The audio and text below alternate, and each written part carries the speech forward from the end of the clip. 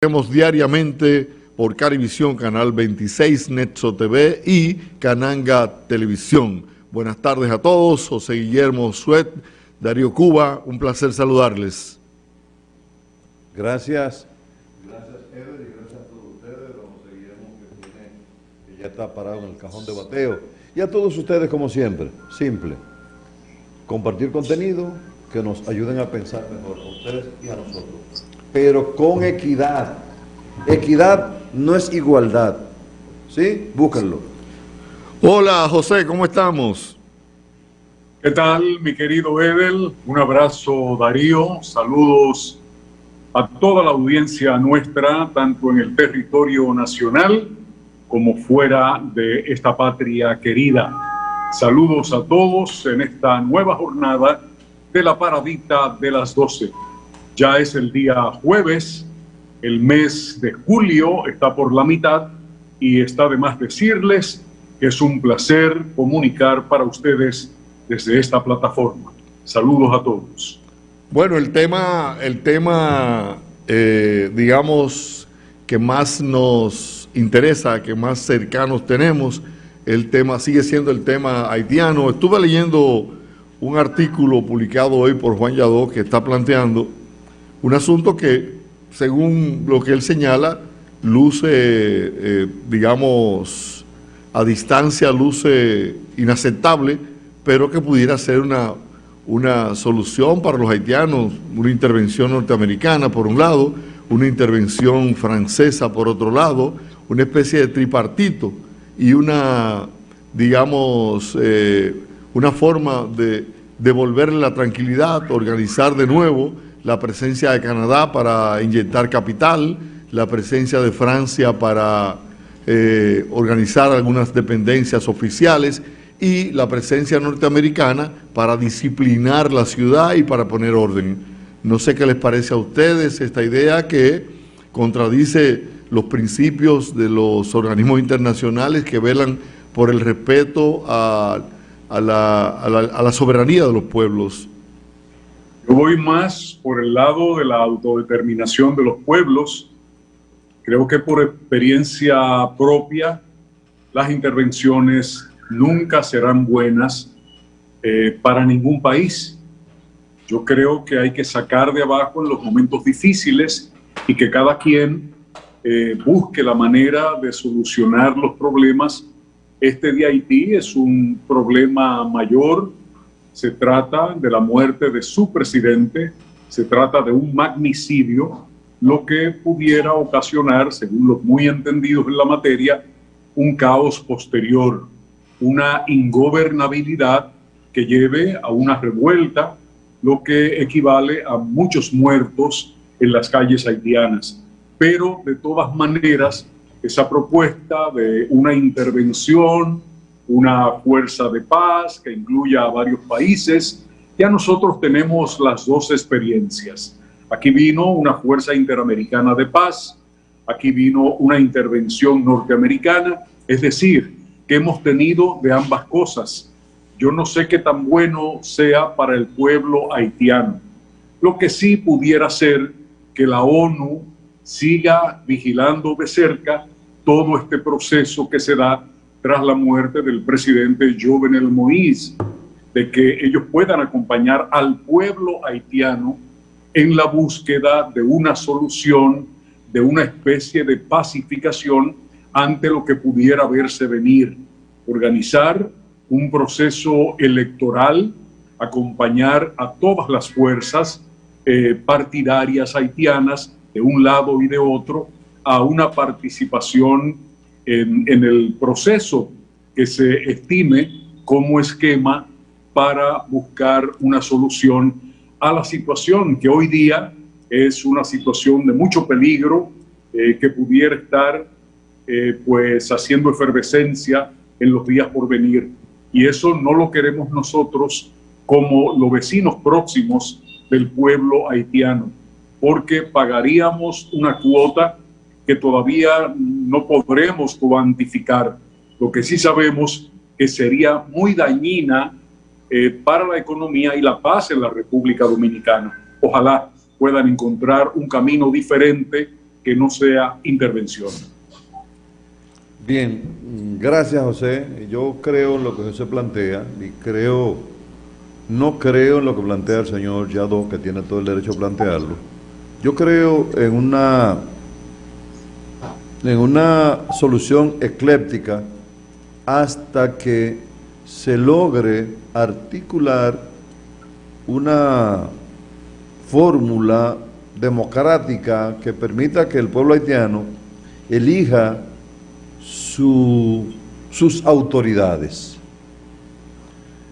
En la situación que está el pueblo haitiano hoy día, a nosotros desde aquí, visto desde aquí, hemos emitido muchos juicios, muchas veces especulaciones. Si uno ve en la práctica, parecería entonces que ellos tienen aparentemente control de lo que están haciendo. ¿Y por qué digo esto? Bueno, lo digo porque nosotros ya resolvimos esto, ya enviamos la delegación, que yo sea de pasada, debo de informar lo siguiente: República Dominicana siempre será protagonista en la mayoría de las cosas que Haití haga, gústenos o no nos guste. La representante de la delegación haitiana que va a los Juegos, fue por aquí que se le pudo conseguir ella abordar un vuelo para ir a los Juegos, y se le hicieron todas las gestiones por aquí, por República Dominicana. Fíjense que un país donde se produjo un magnicidio van a participar en unos Juegos. Yo no estoy entendiendo eso tampoco, pero no tengo por qué entenderlo. Se supone que si hay alguien que se murió en la casa, usted tiene que quedarse ahí hasta que la familia se recomponga. Usted no puede estar jugando ni bailando. Pero hablé de una solución ecléptica. Pudiera seguir comentando otras cosas, pero permítanme lo siguiente. El Consejo de Administración Fiduciaria es uno de los 6 órganos principales de las Naciones Unidas. Desde el año 1947 hasta el año 1994, su intervención fue decisiva durante el proceso de descolonización y la posterior independencia de los territorios de África y el Pacífico. De conformidad con los resultados T-RES 2200 LXI del 25 de mayo del año 1994, el Consejo de Administración Fiduciaria se reúne únicamente en la medida de la ocasión que lo requiera. ¿Qué planteo yo bajo esta premisa, bajo esta experiencia positiva? Que Haití sea entregado en fideicomiso. Sigo. ¿A quién? ¿A quién? A ese organismo, a los organismos internacionales que estoy mencionando ahora, que son los que han tenido una experiencia positiva en el reordenamiento de esos países. ¿Por qué? Porque tenían una situación muy similar a Haití. Repito, ¿cuáles son esos países? África y el Pacífico. ¿Sí? Bien. Los capítulos 11º y 12º de la Carta de la ONU se refieren, atención, a las labores del Consejo de Administración Fiduciaria. La composición del Consejo de Administración Fiduciaria ha sido modificada con el paso del tiempo de conformidad con nuestro artículo 86 de la Carta de la ONU. Sus miembros son, ahí va Eder, miembros de la ONU que administren territorios en fideicometidos, miembros permanentes del Consejo de Seguridad que no estén administrando territorios fideicometidos, tantos otros miembros elegidos por los periodos de 3 años por la Asamblea General, cuanto sea necesario, para asegurar que el número total de miembros del Consejo de Administración Fiduciaria se divida por igual entre los miembros de las Naciones Unidas, administradores de tales territorios y los no administradores. Actualmente los miembros permanentes del Consejo de Seguridad fueron como miembros del Consejo de Administración Fiduciaria de conformidad con el artículo 86 de la Carta de la ONU. Finalmente, el reglamento del Consejo de Administración Fiduciaria puede obtenerse, ¿verdad?, en el documento. ¿Qué quiero yo decir? Tú entregas a Haití, mira, quítate de ahí porque tú eres sospechoso, el fraude. El senador que está siendo investigado, tú eres sospechoso. Se habla de Martelín, no, también tú eres sospechoso. Entonces, se entrega en fiducia, viene la administración, se interviene, no militarmente, pero para pacificar y poner el orden. Aunque uno no lo quiera, aunque se oiga feo, aunque José Guillermo y yo no estemos de acuerdo con eso, pareciera que en este caso, en vista de las condiciones de inseguridad, en las condiciones de ingobernabilidad, por los grupos armados y sociales que están debatiéndose en Haití, habrá que buscar a alguien que ponga el orden. Aunque la carta... Para redondear. Sí. Mientras los administradores fiduciarios van organizando la parte política. Bien. Aunque decía, la carta de las Naciones Unidas prohíbe la invasión de un país a otro. Sí. Eso está prohibido.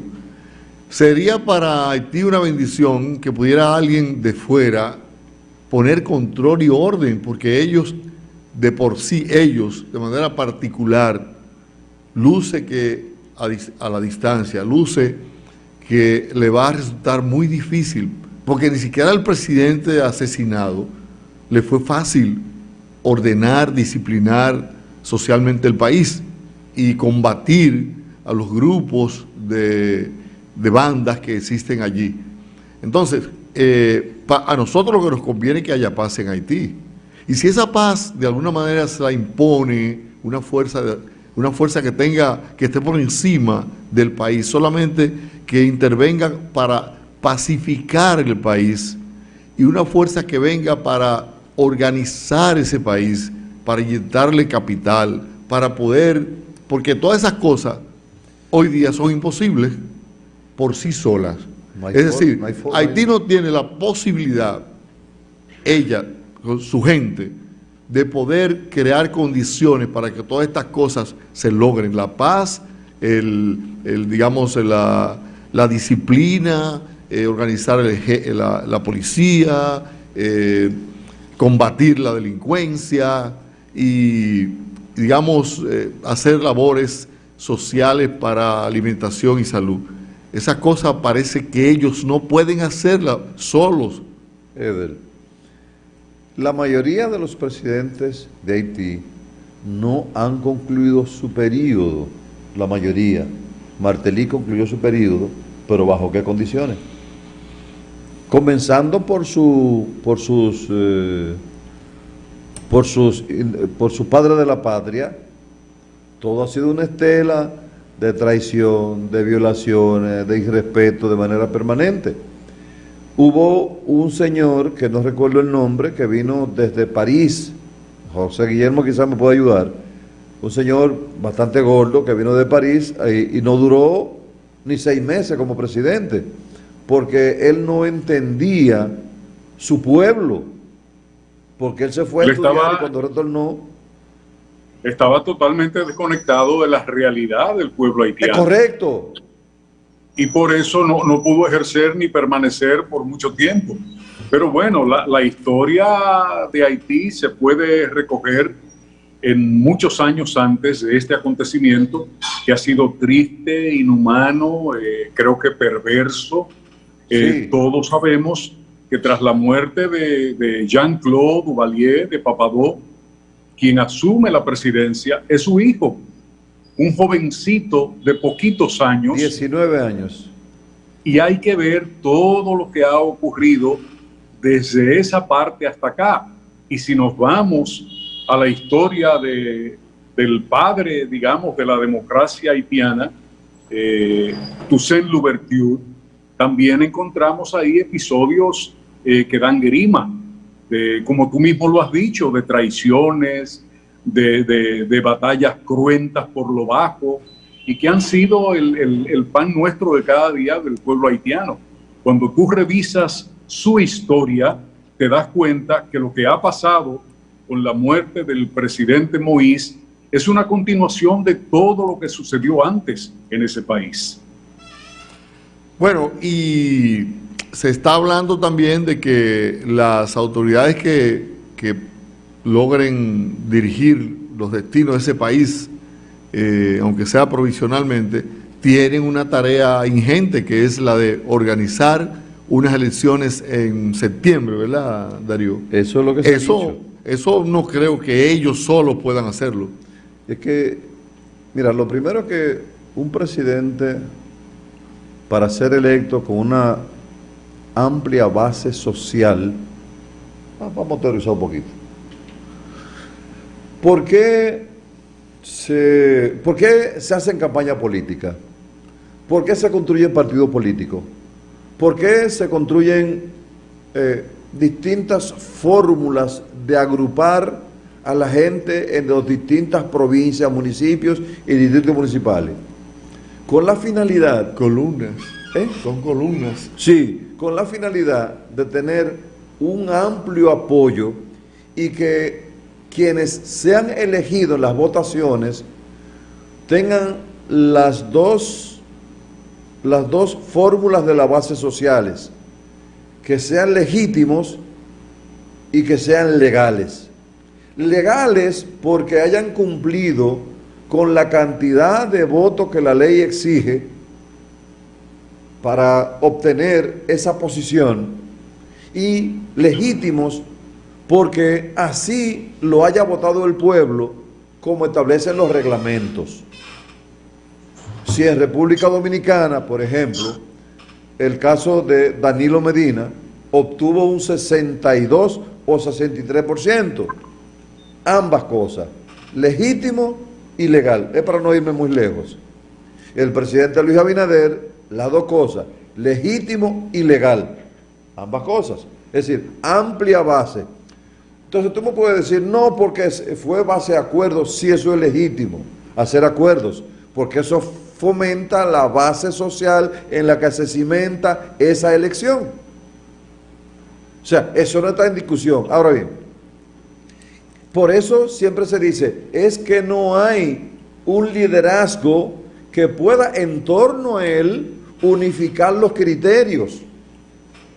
Por eso en República Dominicana, en una oportunidad, cuando salen los viejos caudillos, Bosch, Balaguer y Peña, llegó un momento que nos quedamos por un tiempo sin un liderazgo visible. Bueno, surge Leonel Fernández, surgen otros líderes, y entonces nosotros, tanto Leonel Fernández como los demás líderes, tienen una base social amplia porque la gente lo conoce y ha visto su accionar. Bien, en Haití, es para ir teniendo una conversación más o menos que se pueda entender. En Haití, bueno, nosotros no conocemos 100% la realidad haitiana, no conocemos los liderazgos haitianos, pero no conocemos tampoco a alguien que haya emergido, que tú puedas decir, fulano de tal tiene tanto liderazgo que en torno a esa persona es que vamos a impulsar y vamos entonces a crear una campaña política para que la gente vote en favor de ese señor. Ahora, ¿qué pasa? ¿Cuántos votos obtuvo Jovenel Moïse? Bueno, una pírrica votación de 400,000 votos. En consecuencia, no era legítimo.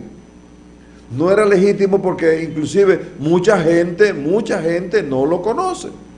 Ni sabía para dónde iba, ni cuáles eran sus planes.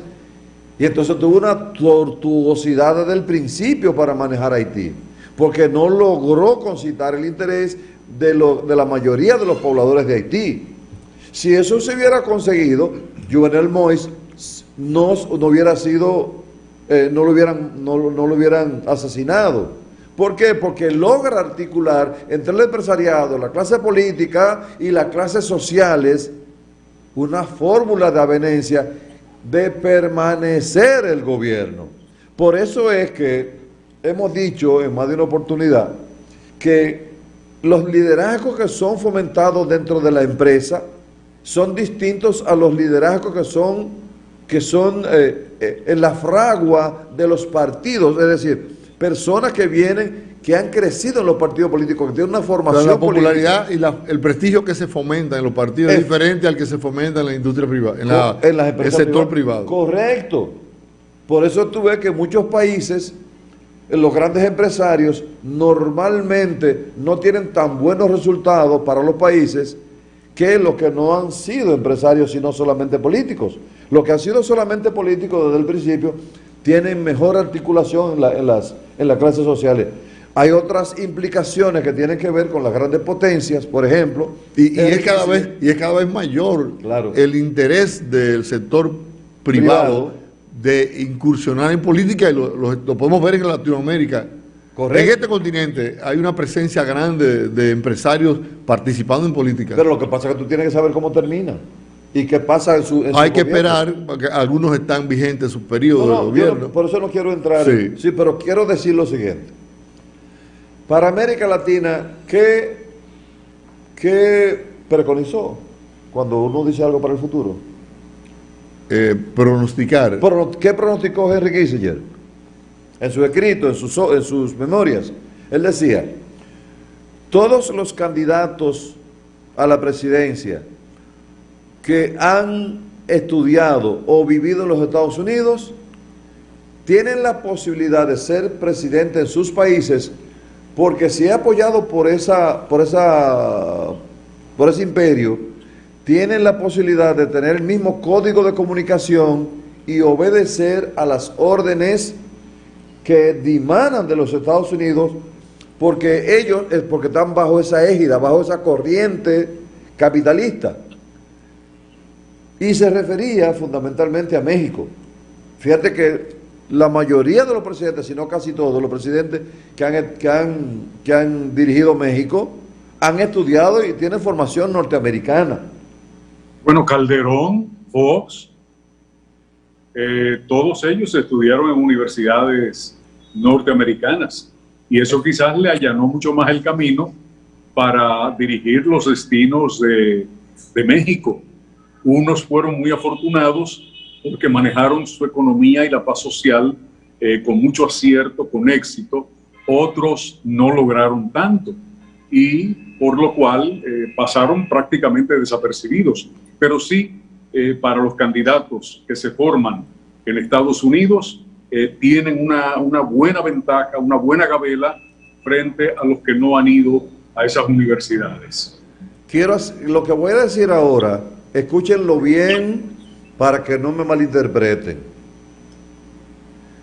En República Dominicana, la experiencia que hemos tenido con los presidentes que han estudiado en los Estados Unidos ha sido a la salida mucho mejor que la experiencia que hemos tenido a la salida con los presidentes que no han estudiado en los Estados Unidos. Y hemos tenido mejores experiencias con presidentes que no son abogados, correcto, y son economistas. Así es. O esa tendencia hacia la economía. Pero está claro, ¿no? Sí. No hay confusión, porque no me anima ningún tipo de animadversión, no, nada de eso. Y no quiere decir tampoco el hecho de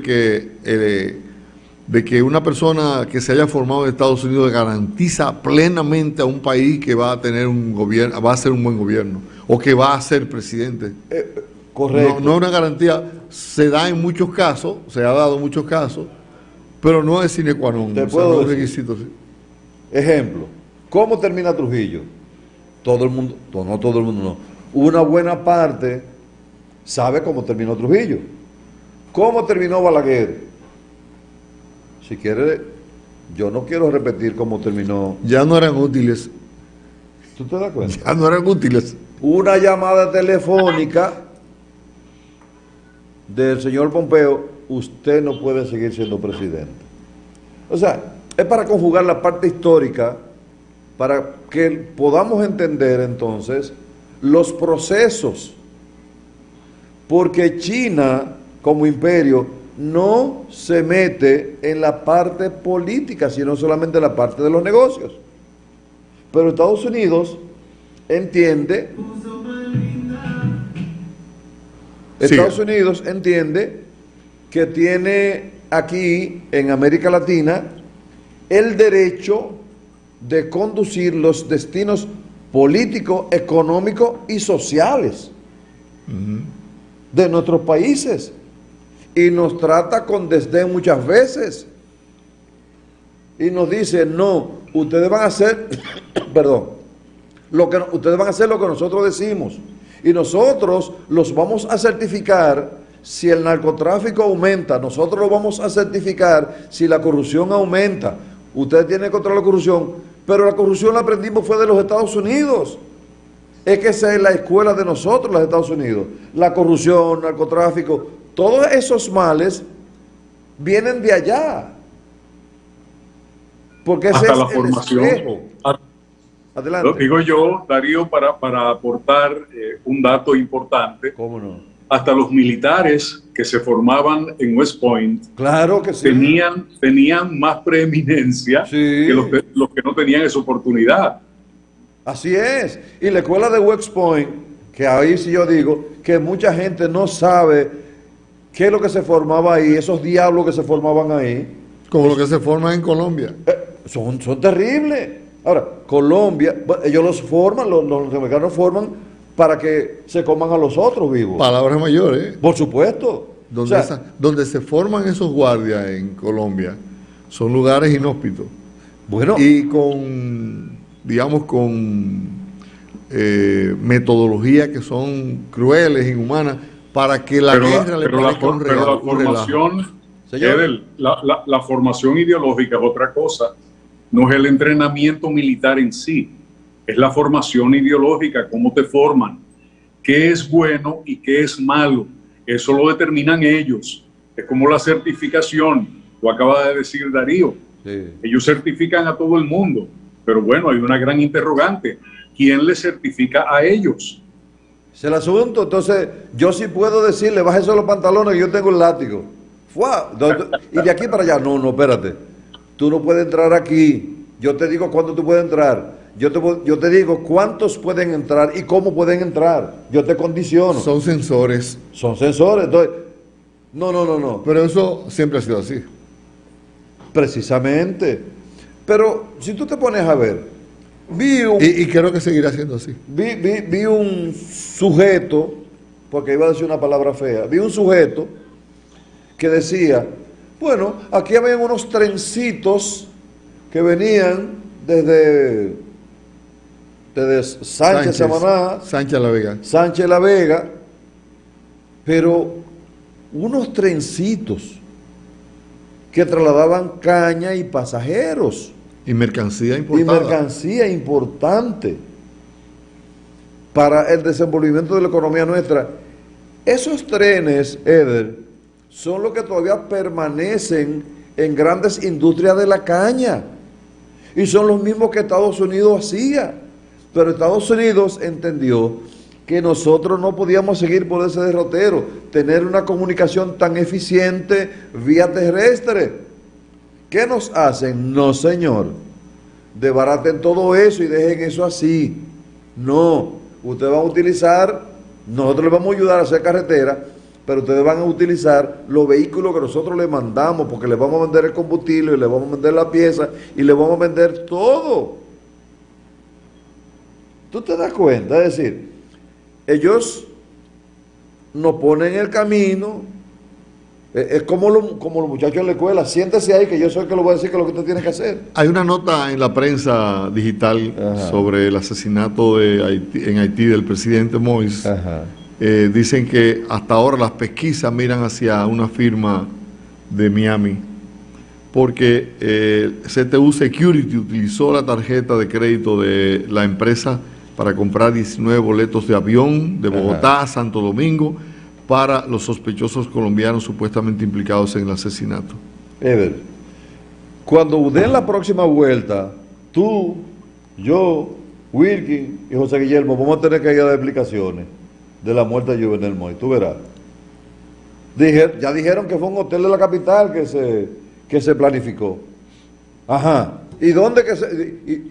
Pero A mí Pero me no se dijeron, castiga el lugar donde se planifica, es quienes lo planifican. pero por Dios. Eso es lo que a mí me importa. No, lo que pasa es que de alguna manera alguien quiere articular un discurso de decir que la República Dominicana está metida en esa desgracia.